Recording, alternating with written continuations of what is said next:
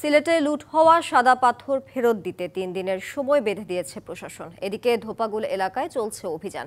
সেখানে আছেন সহকর্মী প্রত্যুষ তালুকদার। আমরা সরাসরি চলে যাচ্ছি তার কাছে। প্রত্যুষ, অভিযান নিয়ে বিস্তারিত তথ্য জানাবেন আমাদেরকে। যেমনটি বলছিলেন, সিলেটে লুট হওয়া সাদা পাথর উদ্ধারে কিন্তু তৎপরতা প্রশাসনিকভাবে চলছে। আমি এখন রয়েছি ধোপাগুলের একটি ক্রাশার মেশিনে।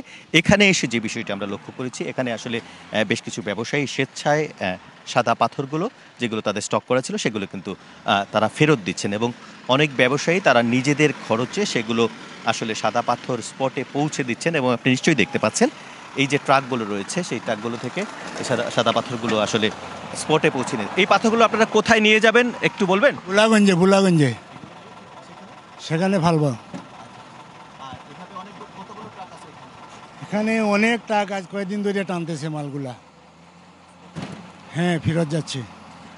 শুনছিলেন, আমি একটু দেখাবো। এই যে পাথরগুলো রয়েছে সেগুলো কিন্তু পেলোডার দিয়ে এখানে এরকম অনেকগুলো ট্রাকে করে সেগুলো স্পটে সরাসরি নিয়ে যাচ্ছেন, এবং স্পটে নিয়ে সাদা পাথরের যে জায়গাটা, সেই জায়গাটায় কিন্তু স্থান ভেদে তারা কিন্তু সেগুলো প্রতিস্থাপন করা হচ্ছে।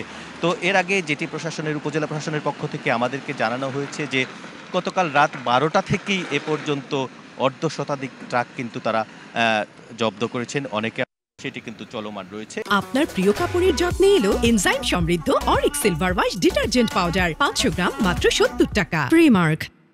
জেলা প্রশাসনের পক্ষ থেকে এর আগে আমরা যেটি জানিয়েছি যে 3 দিনের একটি আলটিমেটাম দিয়ে বিজ্ঞপ্তি জারি করা হয়েছে, যাতে যারা সাদা পাথর স্টক করেছেন কিংবা বিভিন্ন জায়গায় লুকিয়ে রেখেছে সেগুলো যেন তারা ফেরত দেন, এবং সেটি ফেরত না দিলে এরপর থেকে যে স্থানে সেই পাথরগুলো পাওয়া যাবে কঠোর আইনগত পদক্ষেপ গ্রহণ করা হবে।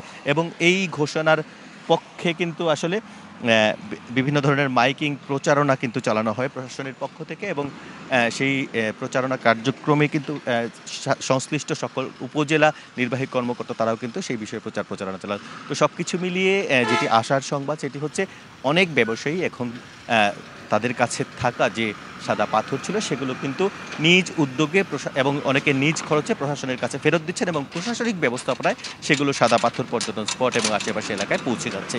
এই হচ্ছে সর্বশেষ। পরবর্তী আপডেট আপনাকে আবারও জানিয়ে দেব। প্রত্যুষ, আপনাকে ধন্যবাদ সিলেট থেকে সরাসরি যুক্ত থাকার জন্য।